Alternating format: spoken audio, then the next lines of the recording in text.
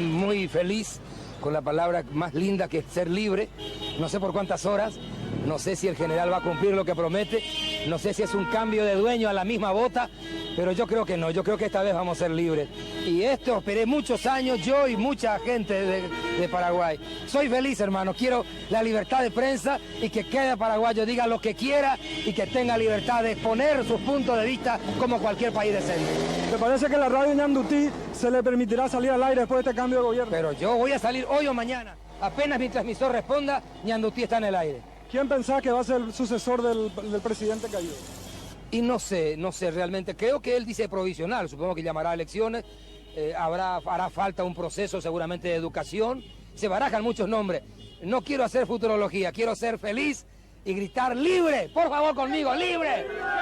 ¡Libre! Y con estas palabras de don Humberto Rubín, nosotros también aquí desde toda la familia de Editorial de Negocios extendemos nuestras más sentidas condolencias a la viuda y a los hijos y a todos los funcionarios de esta insignia del periodismo paraguayo que es justamente Ñandutí y el holding Ñandutí. Hoy, en esta tarde, ha partido don Humberto Rubín, una persona que cada aproximadamente 60 años ha establecido un nuevo criterio de la comunicación en nuestro país. Se cierra una etapa de la historia del periodismo paraguayo el día de hoy. Tal vez mañana se abra una nueva, pero en nuestros corazones y en nuestra memoria y en nuestro diario escuchar de esa emisora, lo tendremos siempre presente al maestro don Humberto Rubín. Con esto queríamos empezar y con este mensaje que definitivamente el día de hoy queda en el testimonio de las futuras generaciones que van a posteriormente conocer la historia de lo que ha sido la larga transición de la democracia, una persona que ha sido coartada en su libertad de expresión, le han cerrado la radio, lo han perseguido durante la dictadura y posterior a eso ha luchado para que todos tengamos la chance de por lo menos ser escuchados y tener esa tan anhelada libertad de expresión por la cual peleaba todos los días don Humberto Rubín. Paz en su tumba y cristiana resignación a todos los deudos del querido don Humberto. Y con esto vamos a empezar el día de hoy, nuestro programa aquí a favor y en contra, una edición más que definitivamente vamos a hablar con nuestros invitados también en algún momento de las entrevistas justamente sobre este tema en particular en días bastante inciertos de nuestro país. Esto que se ha iniciado el pasado día viernes con la declaración del embajador de los Estados Unidos ante un título que ha golpeado profundamente lo de significativamente corrupto a un actor importante también de la política de nuestro país, el expresidente Horacio Cartes y sus hijos que han entrado en la lista Engel también de este país. Y a partir de ahí se ha desandado todo el hecho de lo que es también la posibilidad de un juicio político a la fiscal general del Estado. Segundo día del Pleno, el pasado día domingo ha iniciado esto, hoy ha continuado y mañana de vuelta a las 14 horas después de un cuarto intermedio, hace minutos nada más, estaríamos de vuelta viendo una tercera sesión de la Cámara de Diputados ante este hecho en particular. Pero vamos a saludar a nuestro primer invitado del día de hoy, vamos a estar con el ex candidato también a la Intendencia de la Asunción y ahora actualmente candidato a senador por el Partido Liberal Radical Auténtico y por el Movimiento Renovación Azul, Eduardo Nakayama, como ya lo estábamos anunciando en las redes y que también les invitamos a que puedan participar a través de ese mecanismo. Eduardo, gracias por estar con nosotros. Muy buenas noches, Juan Pablo. Bueno, me sumo a tus expresiones de condolencias hacia la familia Rubín, a todos los hijos, a la esposa, a Gloria, a toda la familia del holding de Radio Ñandutí, pero donde siempre también tenemos las puertas abiertas, entonces mis condolencias, se cierra un ciclo con él. En este mano a mano que hacemos todos los lunes al cerrar la jornada también, dentro del espacio a favor y en contra, haciendo una semblanza, ¿qué deja Humberto Rubín? Bueno, solemos decir que algunas personas tienen incidencia en una generación y otros en varias generaciones. Yo creo que ese es el caso de Humberto Rubín, porque Humberto vivió la dictadura, él fue uno de los luchadores por la libertad en los últimos tiempos, la libertad de prensa, la libertad de expresión, la libertad de reunión. Hasta hace no mucho tiempo él mantenía su decisión de que el cartel de Ñandutí, que estaba roto por atropellos durante la dictadura, se mantenga tal cual, hasta que su hijo finalmente le convencieron de cambiar, ¿verdad? Pero una de sus frases era todo por la libertad.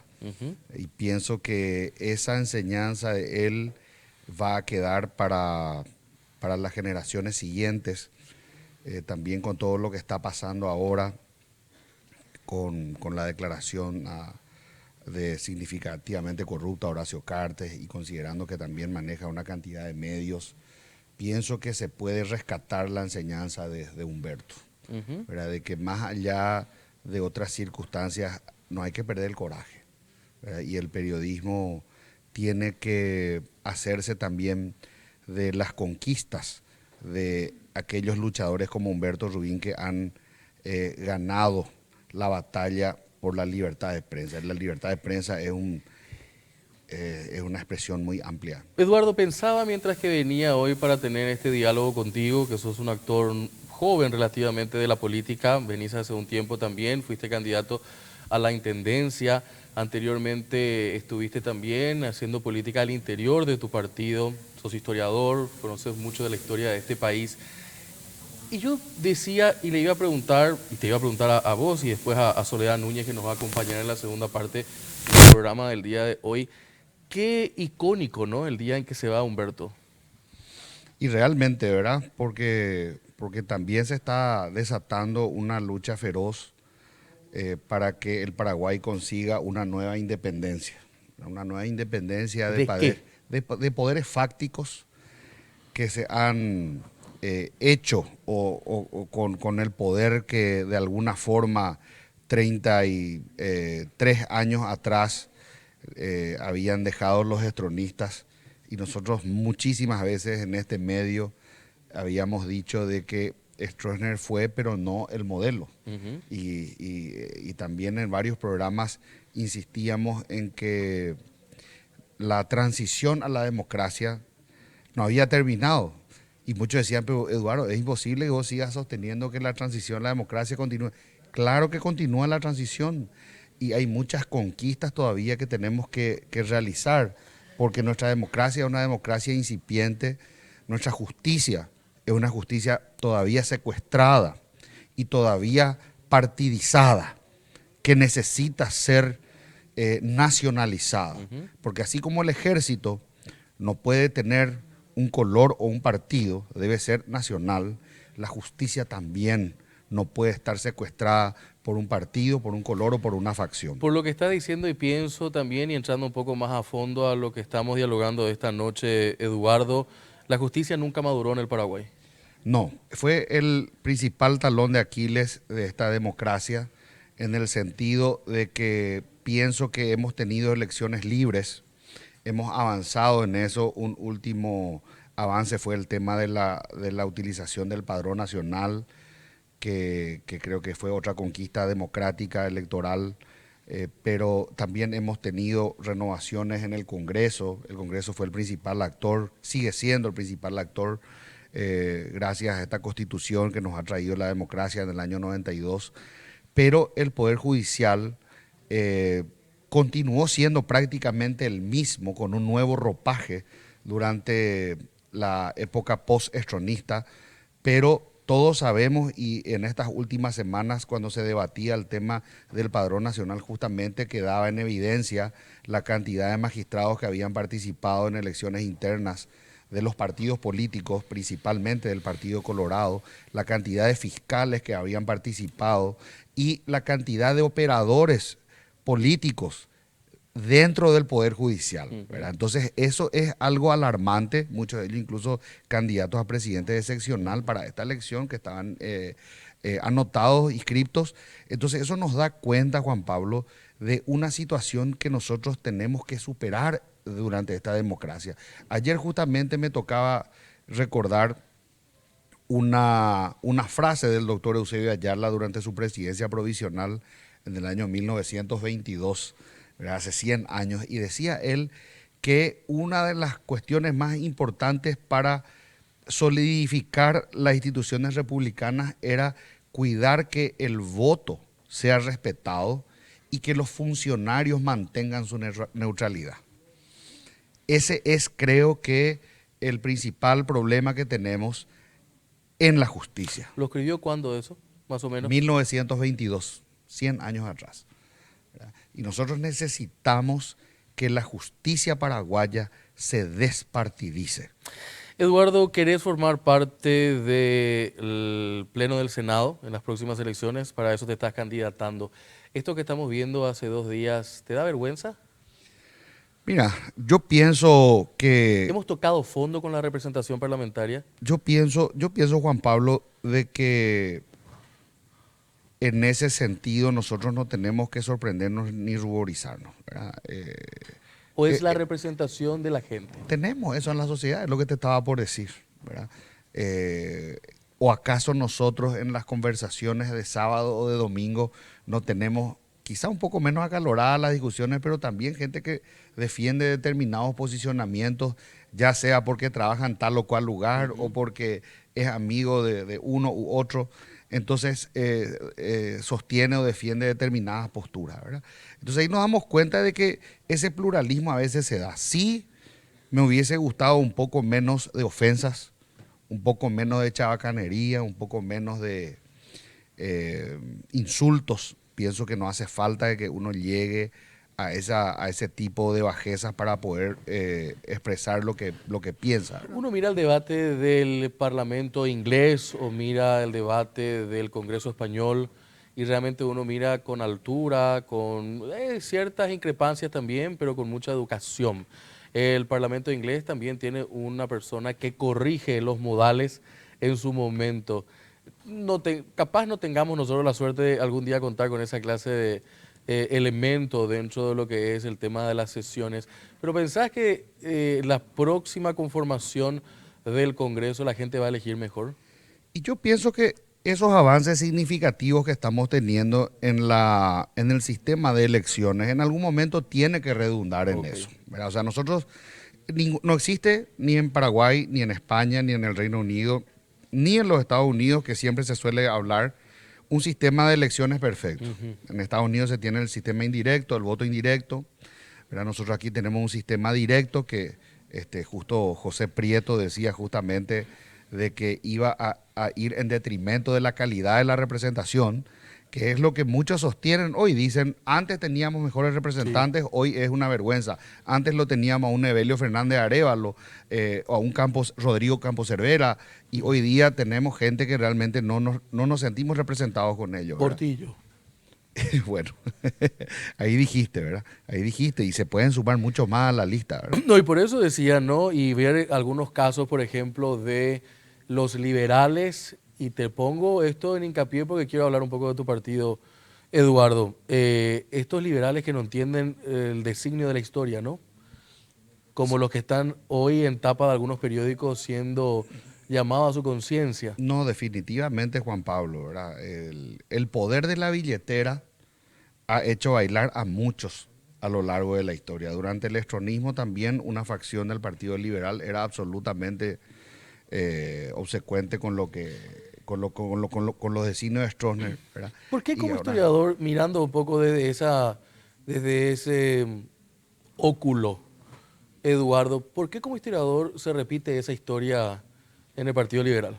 Esa historia se repite en todos los partidos, Okay. ¿verdad? En el caso del Partido Colorado, también ellos tenían una facción que era la participacionista y otra la abstencionista en épocas del gobierno liberal, ¿verdad? Es decir, yo pienso que nosotros no tenemos que perder de vista la necesidad de la negociación dentro de la democracia. Y eso no debe ser mal visto, porque el día de mañana, si el Partido Liberal, o en este caso la Concertación, gana en el 2023, vamos a necesitar sentarnos con los colorados para poder llegar a determinados acuerdos. Y estarán los que van a estar dispuestos a sentarse y van a estar los que van a ser más radicales y van a decir que no, ¿verdad? Entonces, ese tipo de gimnasia a mí no me parece que esté mal, ¿verdad? Ahora, sí me parece mal cuando abiertamente una parte se vende, ¿verdad? Por prebendas, se vende por cupos, se vende incluso por dinero, como se ha denunciado en las últimas semanas, ¿verdad? Incluso se habló de tarjetas y o sea, cosas que realmente distorsionan totalmente la democracia y que no es lo que nosotros queremos, ni tampoco es para lo cual ellos como representantes de tal o cual partido fueron electos, ¿verdad? Nosotros, si somos un partido de oposición, se espera que tengamos un papel opositor. Lo que no quiere decir, reitero, que en función de opositores no tengamos que sentarnos a escuchar las necesidades del que esté en función de gobierno. Cuando Horacio Cartes asumió la presidencia en el 2013 con una alta popularidad, creo que la mayoría de los partidos acompañaron su gestión cuando solicitó préstamos, bonos, emisiones y demás. Posteriormente perdió la credibilidad, perdió el acompañamiento de la mayor parte de la oposición, a excepción de una facción que lo acompañó y lo acompaña hasta hoy. Y posteriormente, durante el gobierno de Marito, que creo que todos coincidimos que es uno de los peores gobiernos que hemos tenido en la época democrática también, pero tengo que resaltar que pese a ser hijo de la dictadura, Marito se ha portado como un demócrata, a diferencia de Horacio Cartes, que ha intentado atropellar la Constitución Nacional con la enmienda inconstitucional del año 2017. Pero aún así, cuando Mario Abdo Benítez, después de las trapisondas y después de los problemas que nos trajo con el tema del acuerdo de Itaipú, y entramos en pandemia, también el pueblo paraguayo se ha solidarizado y el pueblo paraguayo ha votado a favor de lo que se necesitaba para la asamblea de nuestro pueblo. Que nos hayan posteriormente defraudado nuevamente, como ya sabemos todos nosotros que ha ocurrido, es otra cosa. Pero pienso que la oposición tiene que ser responsable. Y esto que está ocurriendo ahora, como mencionaste, Juan Pablo, es un momento histórico en la vida política nacional. Creo que hemos tenido algunos momentos importantes en este periodo de transición, el marzo paraguayo en el 99, el 2017, el intento de enmienda inconstitucional, y ahora que nosotros tenemos que apoyar y estar del lado correcto de la historia. Ahora, ¿por qué cuesta? Y luego quiero hablar un poco sobre tus propuestas y un poco de lo que ha implicado ese proceso que te ha tocado vivir como candidato a la intendencia, Eduardo. ¿Por qué cuesta entender los designios de la historia para ciertos políticos? ¿Es el momento pequeño, corto de decir hoy y no pensar en el mañana? Yo pienso que es desconocimiento antes que nada, Juan Pablo. ¿Qué? A la historia. Mucha gente desconoce la historia, ¿verdad? Y sobre todo no hablo de un desconocimiento solamente de los hechos históricos, sino un desconocimiento de la importancia de la historia en la política en particular. Okay. Yo personalmente o sea, ¿no son políticos los que no entienden eso? Y yo creo que son políticos incompletos, definitivamente. ¿Políticos incompletos? Sí, claro. Si vos entras en la política, vos tenés que conocer por lo menos tu historia política nacional. No digo que sepas la historia universal de cabo a rabo, ni que manejes la geopolítica de lo que está ocurriendo en Ucrania o en el Mar de Aral, pero tenés que saber de tu historia por lo menos, ¿verdad? Y esa es una materia pendiente de la mayoría de los políticos. El otro día estuve hablando con un gran intelectual, no voy a mencionarlo porque es diplomático, pero él me decía, recordando a dos grandes intelectuales, juristas e historiadores que hemos tenido en la política nacional reciente, Rafael Eladio Velázquez y Justo José Prieto, que lo acabo de mencionar, sí. Me decía, fueron los dos hombres más brillantes que hemos tenido en los últimos 50 años, ¿verdad? Y eso todavía no hemos podido reponer dentro de la política nacional. Entonces creo que esto también tiene que servir para que dentro del Partido Colorado se haga una profunda reflexión e introspección. Nosotros, desde luego que en los partidos de oposición, particularmente en el Partido Liberal, creo que el surgimiento de nuevos movimientos, de nuevas figuras y demás, responde de alguna manera a ese proceso de depuración que naturalmente se tiene que dar. Con eso justamente lo que quiero dejar en claro es que no estoy hablando del vecino antes de mirar mi casa, ¿verdad? O sea, que pienso que dentro del Partido Liberal se está dando ese proceso y ojalá que también se dé dentro del Partido Colorado, que es el otro gran partido tradicional. Se esperan cuadros, Eduardo, que los partidos políticos formen cuadros. ¿Podrías decir que el Partido Liberal tiene un cuadro o de renovación? Yo pienso que sí. Yo pienso que sí. Sobre todo, Juan Pablo, en el interior. Ok. En el interior se ha dado un proceso muy interesante donde hemos tenido liderazgos emergentes fantásticos, ¿verdad? Y también tenemos eso en el Departamento Central.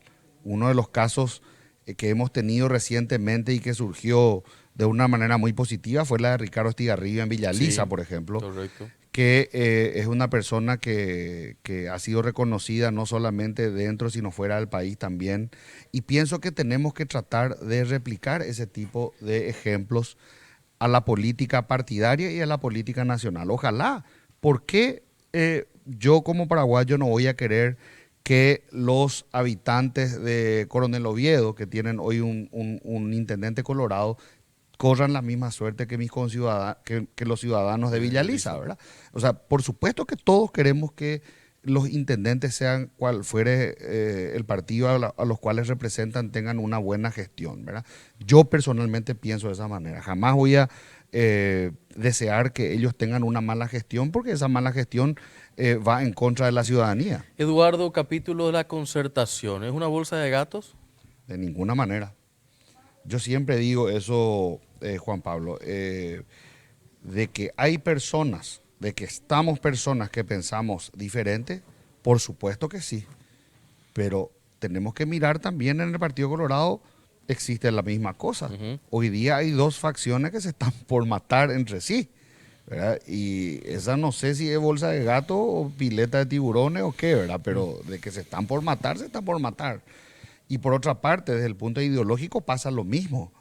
Vos en el Partido Colorado encontrás gente de un pensamiento de derecha y encontrás gente de un pensamiento de izquierda, como el caso de Nicanor Duarte Frutos, que fue uno de los reivindicadores del socialismo del siglo XXI y demás, pero que también cuando estuvo en función de gobierno no necesariamente llevó adelante esas prácticas, por el contrario, llevó adelante reformas liberales, que yo siempre digo, con el tema de la reducción del impuesto a la renta empresarial y otras cosas más, que son cosas que yo rescato. ¿Cuál va a ser tu agenda en el caso que llegues?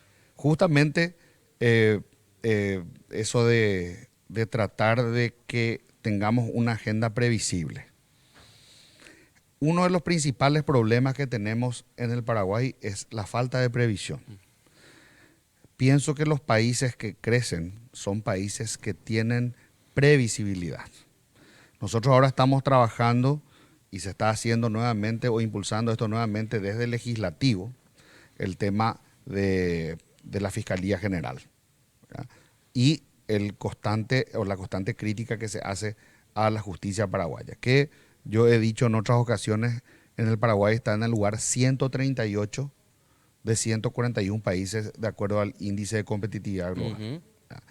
Entonces, aunque sea un poder distinto, del legislativo y del judicial, se tienen que complementar. Y si el Poder Judicial no ha sido capaz en este tiempo de depurarse, de crear una institución firme, de crear una institución que responda a los intereses nacionales y que demuestre una imparcialidad, vamos a tener que, desde el Poder Legislativo, dar un empujón para que eso se pueda depurar. Muchos pueden decir, y al escucharte, Eduardo, de que es una intromisión de un poder del Estado al otro. Justamente ayer estaba mencionando eso en un tuit porque leí el lamentable comunicado de la Asociación de Magistrados donde reclamaba la injerencia supuesta del Poder Legislativo en la Administración de Justicia, siendo que es una atribución constitucional la de llevarla al juicio político a la Fiscala General. De ninguna manera es una injerencia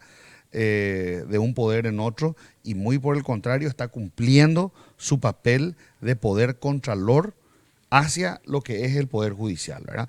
Y creo que nosotros tenemos que dar muchos más ejemplos todavía de ese tipo de colaboración o de ese tipo de complementación para que esto de una vez por todas se depure, ¿verdad? El grado de inversión, que yo sé que aquí en este canal se habla mucho por el tema de que está enfocado en gran medida al tema económico, a las empresas y demás, ¿verdad? Se habla mucho del investment grade, de por qué el Paraguay no llega, y todos están de acuerdo en que eso se debe a que aquí no tenemos seguridad jurídica, no le brindamos esa seguridad a los inversores. De cada 10 millones de dólares que entran al Paraguay, 100 millones se van al Uruguay, y eso lógicamente no puede continuar. Una cuestión incluso hasta de reflexión, diría, como conclusión, y luego me gustaría un minuto, un mensaje tuyo a la teleaudiencia, Eduardo. ¿Por qué nos cuesta debatir en el Paraguay? Yo pienso que lo que vimos en estos días en la Cámara de Diputados refleja el problema que tenemos a nivel nacional, que es que cuando se acaban los argumentos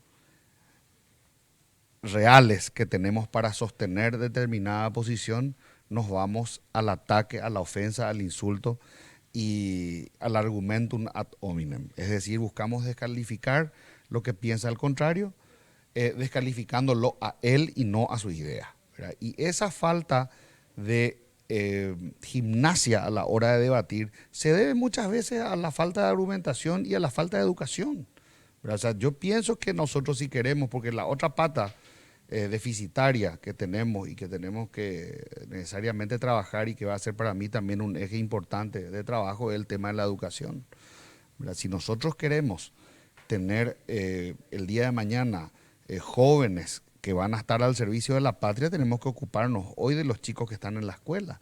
El Paraguay tiene uno de los sistemas educativos más rezagados a nivel de América Latina, y ni hablar a nivel mundial, ¿verdad? ¿Y por qué Asia encabeza la mayor parte de las transformaciones económicas, pasando por Singapur, Japón, Taiwán, Corea del Sur? Porque han sabido darle el lugar que necesitan la educación dentro de estas prioridades. Pero con políticos comprometidos. Por supuesto. Una clase política comprometida. Por supuesto, y yo siempre digo, ¿verdad?, que la voluntad política también es importante, Juan Pablo, porque podemos tener representantes de Asunción o del interior que pueden no saber algo, y yo también me declaro ignorante en ciertos temas, porque no todos tenemos que saber de todo. Algunos piensan que un legislador sabe de todo, y eso no es así. Debe tener un conocimiento holístico general, pero para cuestiones económicas tiene que tener buenos asesores. Para cuestiones de salud pública deberá hablar con buenos médicos, gente que maneja el tema. Para la educación tiene que hablar con pedagogos, con personas especializadas en el ámbito, para obras de infraestructura, con ingenieros y demás. Entonces, la voluntad política de cuando encontramos un buen proyecto, cuando encontramos algo que se tiene que hacer, que se lleve adelante, cuando es posible realizar, por ejemplo, lo de la Ruta 2, la duplicación, me parece que era una necesidad de hace mucho tiempo. ¿Por qué vamos a ponernos a pelear sobre algo que nosotros creemos que es necesario? Y no tenemos plata, no tenemos plata. ¿Y qué hacemos? Concesionamos. Se concesiona. Eso le costó 0 guaraní al Estado paraguayo. Eso se va a autofinanciar porque se hizo una concesión de X tiempo. Podemos estar en desacuerdo, como yo estuve en su momento, sobre algunas de las condiciones, pero yo creo que estamos de acuerdo en que era una necesidad. Ojalá que eso mismo hagamos con la Ruta 1 y en otros lugares. Eduardo, realmente ha sido una conversación interesante, a fondo en nuestro mano a mano, aquí en A Favor y en Contra. 30 segundos. ¿Cuál es tu mensaje para la teleaudiencia? Bueno, en primer lugar, agradecerles por la confianza, porque realmente lo que hemos tenido en octubre pasado con la elección en Asunción fue para mí una grata sorpresa, pese a la derrota. 110.000 votos sin gastar mucho dinero, sin apelar a las viejas prácticas corruptas de la compra de votos y ese tipo de cosas, para mí significa mucho. Entonces, estoy seguro que gran parte de la teleaudiencia depositó su voto de confianza en mi persona, y entonces pedirle nuevamente a ellos que acompañen esta candidatura ahora para el Senado, que ya va a ser a nivel nacional. Entonces los que están viéndonos de Ciudad del Este, de Encarnación, de las demás ciudades, van a poder acompañarnos también. Eduardo Nakayama, candidato a senador por el Partido Liberal, por el Movimiento Renovación Azul, con nosotros aquí en A Favor y en Contra. Nosotros hacemos la pausa, sigan con nosotros. A la vuelta, en este breve corte, estará con nosotros la candidata a presidenta por la Concertación, Soledad Núñez, hablando aquí en el Mano a Mano.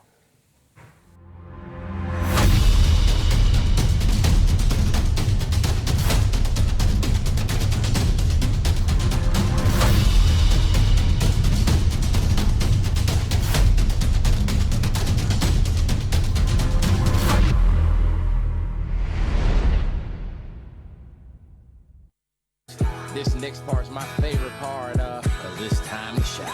Gonna do the two-step, then cowboy boogie. Grab a sweetheart.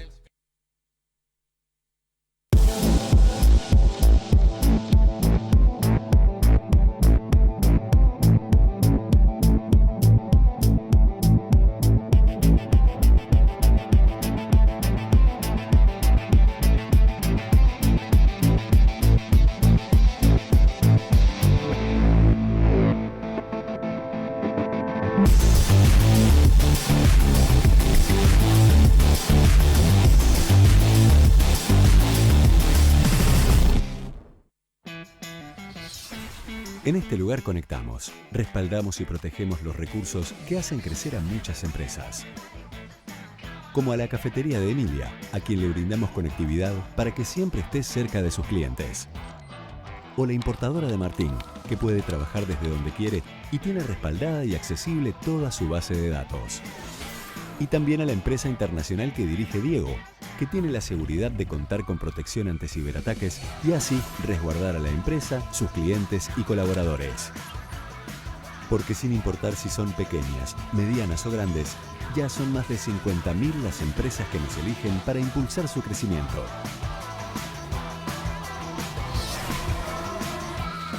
Tigo Business. Conexiones que impulsan.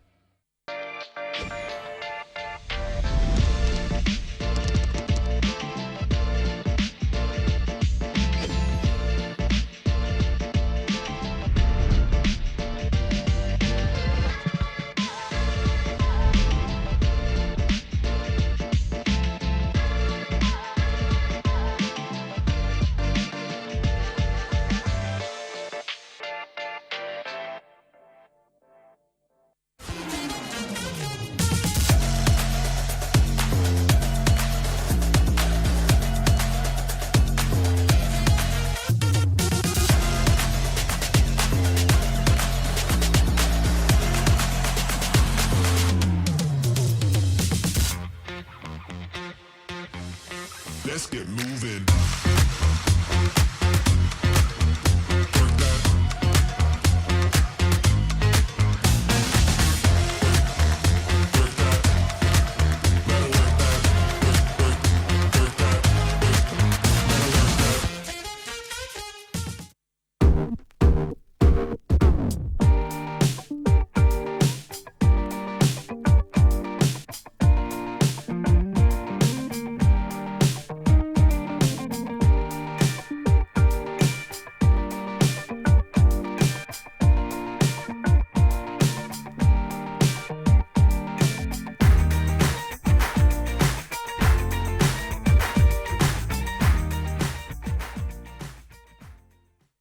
En Paraguay nos conocemos todos. Si no, preguntale a los Benítez, que hoy tienen descuento en la barbería. Cuando uno está viendo su deporte favorito en Flow, el otro ve la repetición de la F1 en el cel, mientras otros juegan en línea con la fibra óptica más rápida del país. Nos conocemos todos y ahora estamos mucho más conectados. Conexión adentro, conexión afuera, conexión total.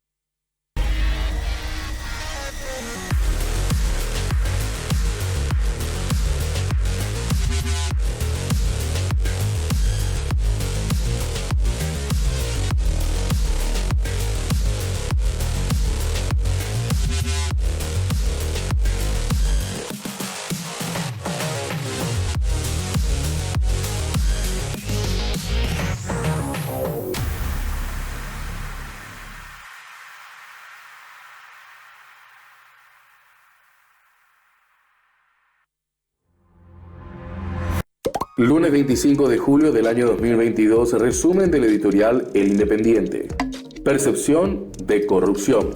La calificación de significativamente corrupto que emitió el Departamento de Estado de los Estados Unidos contra el expresidente Horacio Cartes pone reflectores sobre un hecho que ya se conocía, pero que nunca fue abordado por la justicia paraguaya. Ahora es casi un hecho que los tribunales norteamericanos hagan lo que los jueces paraguayos nunca se animaron a emprender. La versión completa de este editorial en www.independiente.com.py.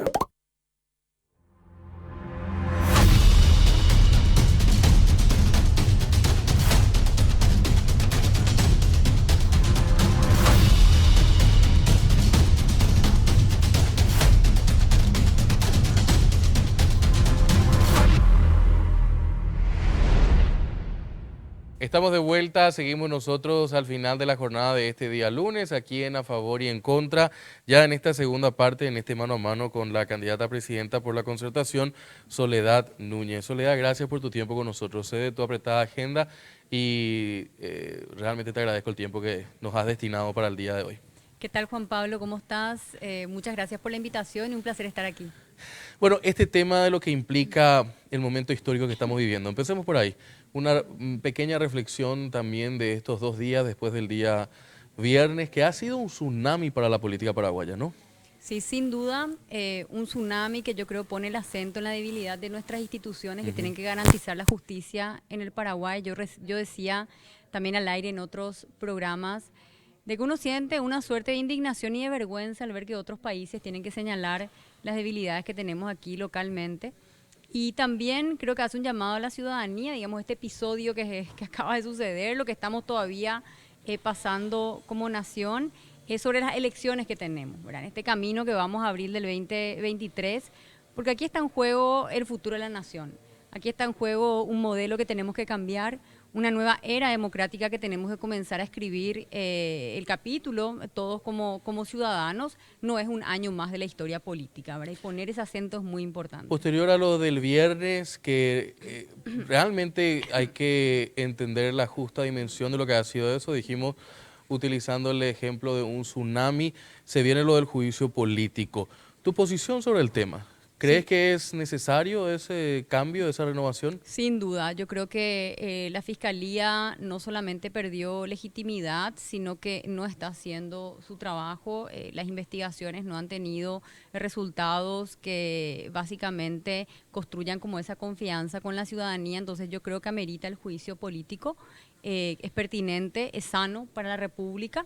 Y también poner como una señal ahí que la ciudadanía y la clase política, porque finalmente el Parlamento, el Congreso, la Cámara de Diputados es la representación política del territorio nacional de la población, que pueda dar como una señal de que no hay tolerancia a la complicidad o más que nada a la inacción por parte de las instituciones que tienen que garantizar justicia en el Paraguay. Utilizaste primero la palabra complicidad.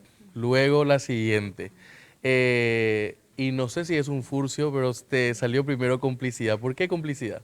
Porque yo creo que básicamente... ¿Existió complicidad o existe complicidad? Y uno puede dar una suerte de apreciación en base a los hechos, ¿verdad? Y hoy, insisto, que un país extranjero, que otra nación del mundo tenga que venir a señalar las debilidades aquí en nuestro país, creo que al menos ponen el foco en ese sentido sobre la Fiscalía. El tema está en que también esto sucede en otros países como Centroamérica, ¿no? Lo de Honduras llamó mucho la atención en su momento.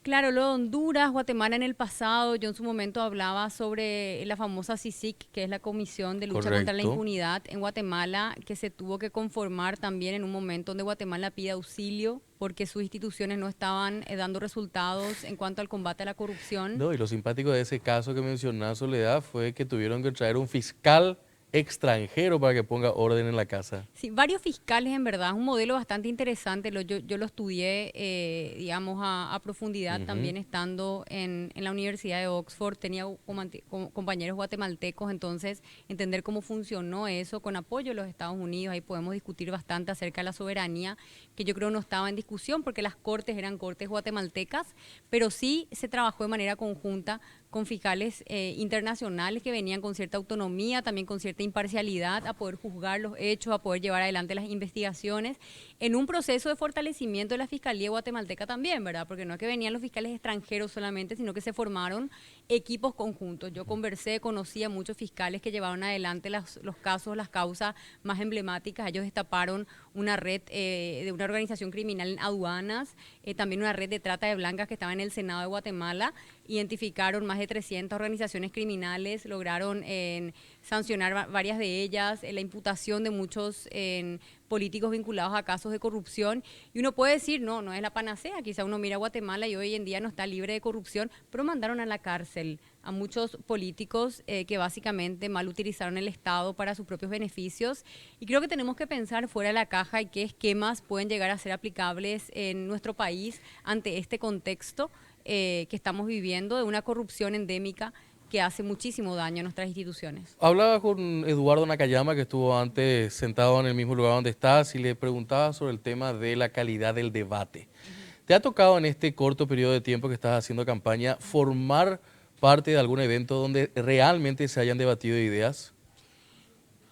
En cierta medida sí, pero creo que es una debilidad en términos generales. O sea, yo no podría englobar, decir, no tuvimos ninguna suerte de debate interesante en este proceso, pero sí es cierto de que en un ambiente de extrema polarización como el que estamos viviendo, no solamente en Paraguay, también en el resto de las democracias de Occidente, donde parecería que el diálogo no forma parte del proceso, ni el debate, ni la confrontación de ideas, nos quedamos en la superficialidad, entonces discutimos acerca de la ropa, la sonrisa, la cara, lo que tiene, no me gusta, atacamos personalismos, no nos ponemos a discutir con argumentos sólidos cuáles son las posiciones distintas que podemos tener, no solamente los actores políticos, mismo también a nivel de la ciudadanía, ¿verdad? Yo creo que ese es un músculo que se tiene que ejercitar desde el sistema educativo.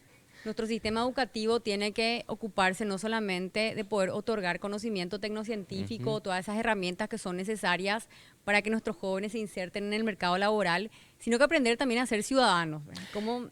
Y llevaste ahí adelante, y discúlpame que te haya interrumpido, pero me parece que viene a colación con esto que me vas a mencionar, un proyecto interesante antes de candidatarte, que fue lo de recorrer el país con tu organización Alma Cívica. Totalmente. ¿Qué te decía la gente?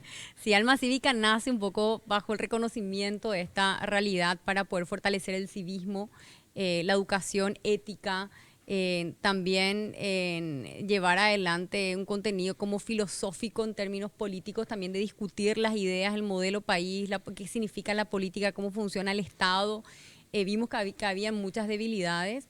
Trabajamos incansablemente en muchos sectores, en muchos distritos a nivel nacional, con jóvenes que están militando políticamente, con jóvenes que aspiraban quizá en algún momento a participar de la política, y vimos y encontramos un vacío. Es decir, teníamos una tesis o una hipótesis cuando desarrollamos y diseñamos el programa en Alma Cívica, y cuando fuimos a terreno nos encontramos que efectivamente había como una demanda para llevar adelante este tipo de programas educativos. ¿Qué opinás sobre la premisa al joven no le interesa la política? Es cierto, los jóvenes están desilusionados, como muchos ciudadanos, con la política. Es decir, no es que no les interesa porque no les interesa simplemente y no les nace el interés de manera espontánea, es porque han defraudado nuestra confianza por varios años. La política no es sinónimo de servicio ante la apreciación o la valoración que uno puede hacer de la práctica actual y dominante en nuestro país. Entonces, cuando la política se transforma simplemente en un medio para enriquecer a unos pocos, para favorecer a una casta particular a nivel nacional, eso genera un rechazo en la ciudadanía, ¿verdad? Y eso termina siendo como un círculo vicioso, porque al momento que rechazamos la política no nos involucramos. Si no nos involucramos y si no participamos, las cosas no van a cambiar. Entonces nos quedamos con lo que tenemos, ¿verdad? Estudiaste en Oxford y estudiaste lo que es el tema de políticas públicas y gobernanza. Una de las cuestiones que yo siempre planteo es que la democracia, lastimosamente, o la transición, la larga transición, me toca a mí tener una persona en mi familia que formó parte del grupo que hicieron la Constitución del 92. Y normalmente nos discutimos ante este hecho y yo le digo, muy lindo, ustedes armaron un excelente material, pero nos formaron demócratas en el proceso. Exactamente. ¿Coincidís? Sí, coincido plenamente. De hecho, hay un concepto, un politólogo argentino que describe un poco los problemas serios en las democracias de América Latina y habla del vaciamiento del contenido material, es decir, democracias que se han consolidado en las urnas, democracias que han conquistado, o sistema político democrático que ha conquistado algo muy valioso que es la libertad, ¿verdad? Hoy yo me puedo candidatar, puedo participar activamente en la vida política, pero todavía esa democracia de las urnas o esa democracia que conquistó la libertad no la transformamos en una democracia de resultados porque no hemos formado demócratas y nuestras instituciones tienen serias debilidades para poder otorgar finalmente resultados a la ciudadanía, ¿verdad? Y eso corroe el sistema político, por eso en los 30, 33 años estamos en momentos donde los niveles de confianza de la ciudadanía hacia el sistema político son los niveles más bajos. Eso lo dice el Latinobarómetro y los mismos jóvenes cuando uno le pregunta qué apego tienen hacia los valores democráticos, a mí me preocupa. Tenemos la obligación, el imperativo casi moral, también por lo menos quienes nos consideramos demócratas, de rescatar nuestro sistema político y de rescatar de quién, digamos, de manos de quienes tienen secuestrado nuestro sistema y anclado en una lógica de funcionamiento basada en el sistema clientelar, prebendario, en la corrupción, etcétera. Y eso tenemos que hacerlo ya. O sea, yo creo que el 2023 es el año donde todos tenemos que decidir comenzar a escribir este nuevo capítulo en nuestra historia. Soledad, hablábamos fuera de micrófono y le hacemos partícipe también a la teleaudiencia sobre este tema. Y te decía que la balanza actualmente de este escenario político que tenemos no está balanceado. Yo también te decía de que hay un actor que en estos momentos está en la vidriera, que tal vez si no estuviese, la cancha hubiese estado más balanceada. Sí, totalmente, ¿verdad? Vemos una concentración de poder que atenta contra justamente nuestro sistema político, que es lo que tiene que alertarnos a los distintos actores y a las élites también a nivel nacional, porque, ojo, las élites juegan un rol fundamental en los procesos de transformación. Si tenemos una élite económica conformista, si tenemos una élite académica que no cuestiona, que no es crítica, si tenemos una élite política que está cooptada o que está secuestrada o que vive, digamos, del salario que proviene de algún sector que concentra el poder económico, entonces no existe una suerte como de balance también en el proceso, ¿verdad? Yo creo que hoy en día hay muchos sectores que se están despertando y están entendiendo de que algo no está bien, ¿verdad? Más allá de del juicio que uno puede hacer hacia cuestiones de corrupción, etcétera, de que esto no puede funcionar bien nuestro sistema. Y ahora tenemos que pasar a la acción, digamos, y a exigir que nuestras instituciones sean las que funcionen para poder garantizar finalmente esa independencia y ese balance de los poderes. Paraguay es un país con 200 años y un poco más. Somos muy jóvenes todavía, nos hace falta desandar mucha historia política todavía, ¿crees vos? Y ahí decirte con esta afirmación que te estaba diciendo, o en realidad una pregunta para conocer tu parecer, ¿apeligra la democracia?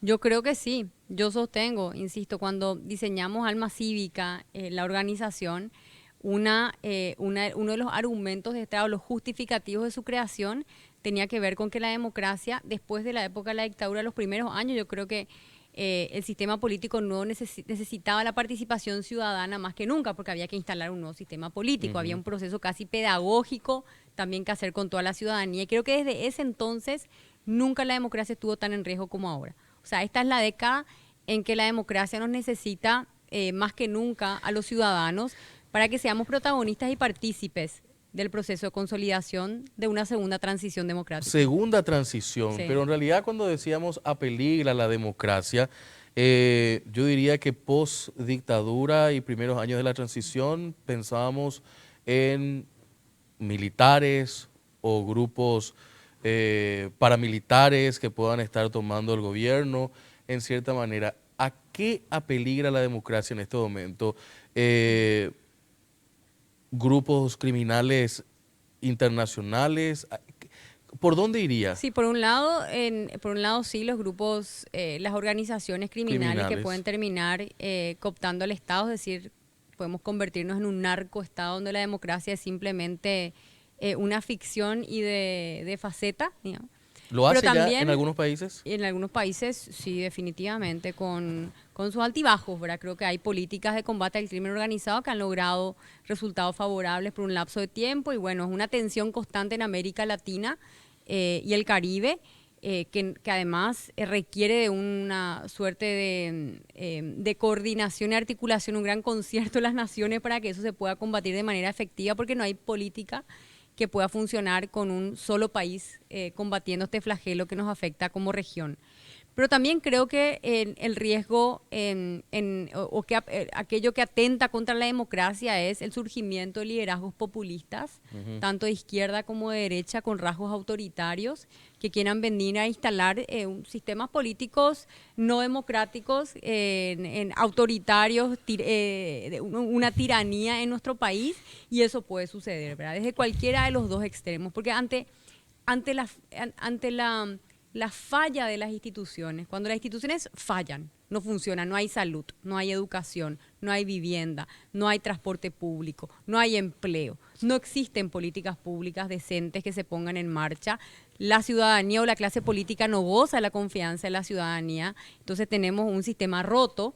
Y ahí aparecen los demagogos que se transforman en populistas, que prometen cosas que no pueden cumplir y terminan alimentando un sistema medio anárquico donde ellos se plantean como la salvación y fácilmente podemos migrar sin darnos cuenta en un periodo de un sistema democrático a un autoritario. Pero para eso también una democracia necesita ser educada. Sí. Los niveles de analfabetismo, de poca participación, de educación cívica, como estabas diciendo, Soledad, distan mucho de la capacidad de poder entender hasta lo que es un concepto de democracia. Claro, el sistema educativo está fallando, yo insisto, le estamos vendiendo una falsa ilusión de educación a nuestros jóvenes, les entregamos el cartoncito después del tercer año de la media, pero la realidad es que ese cartón que cuelgan alegremente en la pared de su sala o de su habitación no es sinónimo de conocimiento. Nuestro sistema no les está otorgando las herramientas, los instrumentos que nuestros jóvenes necesitan para ser buenos ciudadanos y también para poder insertarse después en el mercado laboral. Entonces tenemos que sacudir a nuestro sistema educativo también, ¿verdad? Venimos hablando hace muchísimo tiempo de la reforma, de la transformación. Ahora escuché otra vez que hay un sector que se enoja, no quiere que se le llame transformación. O sea, nos quedamos en la superficie. Y nuestro famoso bono demográfico lo estamos perdiendo, ¿verdad? Esto tiene fecha de caducidad. Y nosotros como generación tenemos una responsabilidad que es ineludible. Cuando hablo generación no me refiero a la generación joven simplemente, sino que a la generación que está viva en este momento de la historia nacional. Las generaciones futuras nos van a juzgar, nos van a decir qué hicieron los que estaban vivos en el 2020, en el 2021, en el 2022, qué hicieron con nuestro sistema educativo. Y la verdad es que no estamos haciendo nada, ¿verdad? Y es hora de despertarnos, de poder garantizar no solamente una buena cobertura en términos de educación, sino que por sobre todo calidad educativa en las aulas. Y ahí el plantel docente es clave, los maestros y las maestras, los institutos de formación docente que requieren los cambios necesarios a nivel nacional. Ahí con eso me gustaría consultarte porque nos queda pocos minutos. Siempre me dicen ¿por qué media hora? Y porque media hora siempre nos da la posibilidad de poder seguir hablando más en otra oportunidad. Pero Soledad, te toca el día de mañana tener la posibilidad de estar sentada como presidenta de la República y llevar adelante políticas públicas. ¿Cuesta llevar adelante en el Paraguay políticas públicas habiendo sido ministra ya en su momento? Yo creo que tenemos muy buenos técnicos en nuestras instituciones públicas. Esto es muy importante, desafiar un poco ese paradigma que está instalado de que todos los funcionarios públicos son inútiles, corruptos, tontos, para nada. Creo que tenemos muy buenos talentos en los distintos sectores, ¿verdad? En agricultura, en vivienda, en el área social, en infraestructura. El tema es que muchas veces no tienen la oportunidad para llevar adelante las políticas que incluso están diseñadas y están en las estanterías de muchos de nuestros ministerios. Por la agenda de política partidaria. Por la agenda de política partidaria. Acá yo por eso insisto mucho cuando discutimos o en los debates que me preguntan el qué vamos a hacer. Le digo, el qué podemos quedarnos discutiendo conversando horas y horas. Les puedo hablar de miles de planes que están escritos en nuestro país, de cosas que podemos hacer. Pero acá hay dos preguntas que tenemos que responder que creo que son incluso mucho más importantes que el qué. ¿Qué es el cómo? ¿Verdad? Es decir, la capacidad de gestión, cómo vamos a construir la musculatura en nuestras instituciones para ejecutar esos hermosos planes que tenemos en Paraguay. Esto no es Esto tiene, digamos, una técnica detrás. Construir la capacidad de gestión tiene que ver con mejorar el rendimiento, la productividad, con gestión del talento humano, con los procesos, los procedimientos. Lo que hicimos en la Senavitat para poder construir más de 30.000 viviendas, pasar de un promedio de 5.000. Eso fue toda una técnica y una capacidad de gestión para construir la capacidad de entregar resultados. Y la segunda pregunta que tenemos que responder es el quién. Porque a quién vamos a poner al frente de las instituciones va a depender mucho de los resultados que vamos a poder lograr. Si ponemos a un ministro corrupto, si ponemos a una presidenta o un presidente corrupto, seguramente vamos a tener serias dificultades del que transformarlo en realidad. ¿Hay gente para conformar un gabinete? Sí existe. En Paraguay existe un montón de muchas personas talentosas, profesionales, con vocación de servicio, con compromiso, con una convicción también muy fuerte para llevar adelante los grandes cambios que necesitamos en el Paraguay. Pero tienen que sentirse inspirados por el liderazgo, ¿verdad? Si tenemos un liderazgo que no inspira, entonces muchas veces uno prefiere quedarse fuera. Soledad, dos cuestiones últimas. Uno, la salud de la concertación, ¿cómo está? Estamos bastante bien. Yo siempre celebro lo positivo que tiene la concertación. Veo un espacio político de mucha madurez, con la capacidad de construir acuerdos, de poner en primer lugar las coincidencias por encima de las diferencias. Estoy convencida que la concertación va a ser gobierno en el 2023 y que vamos a ir consolidando un espacio político que va a gobernar el Paraguay los próximos 20 años. Pero no estamos hablando solamente de los próximos 5, sino que de los próximos 20 años en el Paraguay. ¿Es un lindo ejercicio de debate al interior? Sí, es ejercitar una musculatura que estaba un poco dormida. Todavía creo que podemos mejorar incluso en el debate de ideas y visión país y el contenido programático, pero se está dando, ¿verdad? Yo celebro que se dé, no vi esto en otros procesos electorales anteriores. Y creo que tenemos que construir sobre esa base, ¿verdad? Hoy tenemos una concertación posible, quizá puede ser perfectible, sí, seguro puede ser mejor, pero yo celebro el hecho de que en un contexto de polarización y división, donde las grietas sociales o políticas se profundizan, varios actores políticos tuvimos la madurez de sentarnos, de construir acuerdos, de pensar el Paraguay, el futuro, poner aquellas prioridades sobre la mesa para ocuparnos y finalmente poder vivir en una mejor sociedad. Según los números que podemos tener también al día de hoy, ¿podemos decir Soledad Efraín o Efraín Soledad? Estamos con todos los actores conversando en este proceso de construcción, Juan Pablo, ¿verdad? Yo me llevo muy bien con prácticamente todos los precandidatos. También yo celebro eso, digo esto. Decime, ¿en qué momento hemos visto precandidatos que nos juntemos a tomar un café, a hablar, a conversar y que no prevalezca la rivalidad y la competencia, sino que las ganas de colaborar? Y eso también creo que es una señal a la ciudadanía del compromiso que tiene la concertación con mejorar las cosas en el futuro y con el gobierno a partir del 2023. 30 segundos finales, ¿tu mensaje? Tenemos que animarnos a cambiar si queremos un país diferente. No podemos seguir haciendo lo mismo. A veces el cambio trae miedo, temor. Por naturaleza el ser humano le teme a lo desconocido. Pero Albert Einstein decía de que la definición de la locura es pretender resultados distintos, seguir haciendo lo mismo. Señores, si queremos un país diferente, señores y señoras, si queremos un país diferente, tenemos que apostar por el cambio. Soledad Núñez con nosotros, precandidata a la presidencia por la concertación, para cerrar esta jornada de lunes, deseando por supuesto que tengan un excelente descanso. Mañana estamos con más de la programación aquí en 5 Días Televisión. Para lo que resta del día, buenas noches y buena suerte.